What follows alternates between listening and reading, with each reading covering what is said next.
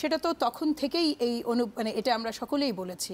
কারণ হলো যে আপনার মনে থাকার কথা আবুল কাহার আখন্দকে সেই বিখ্যাত 21শে আগস্ট গ্রেনেড হামলায় যে কুখ্যাত সেই ভদ্রলোক যিনি তাকে ডেকে এনে আবার ফোর্সে ঢুকানো হলো, তার উনি তো দুটা কাজই করে গিয়েছিলেন। 21শে আগস্ট গ্রেনেড হামলায় নতুন করে তদন্তের পুরো মোড় ঘুরিয়ে দিয়েছিলেন এবং এই বিডিআর হত্যাকাণ্ডের এই যে তদন্তের দায়ভারও কিন্তু তার কাঁধেই পড়েছিল। খুব অল্প সময়ের মধ্যে একেবারে আশ্চর্যজনকভাবে বর্ডার গার্ড তো অফকোর্স তার তো পাওয়ার অনেকখানি মানে মানে দুর্বল আসলেও তো হয়ে গিয়েছিল। নিঃসন্দেহে দুর্বল হওয়ার মতো বাহিনী এটা নয়, কিন্তু আপনি যখন একটা এক্সিস্টিং ফোর্স থেকে একটা বড় অংশ সরিয়ে নেবেন তখন তো ওটা অটোমেটিক্যালি দুর্বল হয়ে যাবে। বিসাইডস এখানে আরো একটা দুর্বল কিন্তু দুই ভাবে হবে, একটি হলো ইনঅ্যাক্টিভ হয়ে গেল আর যে অংশটা থাকলো তারা মোরালি ব্রেক করে গেল। আচ্ছা, আরো একটা বিষয় আছে এখানে।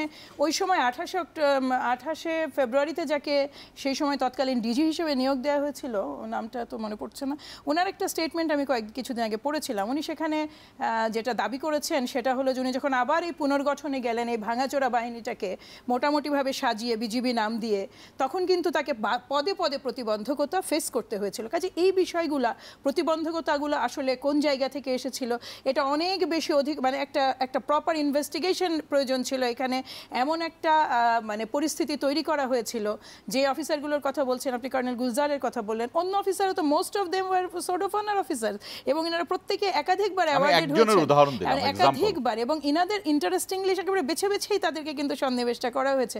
অত হালকা করে দেখার তো এখানে কোনো সুযোগই নাই। কিন্তু এইটার যদি প্রপার ইনভেস্টিগেশন হয়, ইভেন লেট হলে যে ইনভেস্টিগেশন হয় না তা তো না, এখনও তো আমাদের সামনে সুযোগ আছে এবং প্রকৃতপক্ষে এখনই সুযোগটা এসেছে। আপনি দেখবেন যে সেদিন দেখলাম যে নিজের খুব সাফাই গিয়ে আরে সেই সময়ের কুখ্যাত আপনার সেনাবাহিনী প্রধানও দেখলাম তার নিজস্ব ইউটিউবে কি যেন একটা সাফাই দিয়েছেন। ইনারা যারা যারা দায়ী তাদেরকে তো তাদের পর্যন্ত পৌঁছানো প্রয়োজন। এবং সমস্যা হলো কি যে যখনই কোনো অন্যায় প্রতিবিধান হবে না এবং সেটা ডিলেড হোক না কেন, সেটা এই যে লোকগুলো আপনি তাদেরকে আর কি দিতে পারেন? তাদের বয়স ফিরিয়ে দিতে পারেন? এই যে বাচ্চাটা 6 মাস থেকে 16 বছর বা 15 বছর তার বাবাকে দেখেনি, কিংবা পরিবারের সদস্যরা কিংবা যারা মারা গেছে, তাহলে আপনি তাদেরকে কি দিতে পারেন? শুধুমাত্র সুবিচার, ওইটুকু শান্তি যে আমার স্বামী কিংবা আমার বাবা কিংবা আমার সন্তানের সাথে যে মানে বিচারটা হয়েছে, যে অন্যায়টা হয়েছে, সেইটার বিচারটা আমি দেখে যেতে পারলাম। এটাও কিন্তু কম নয়।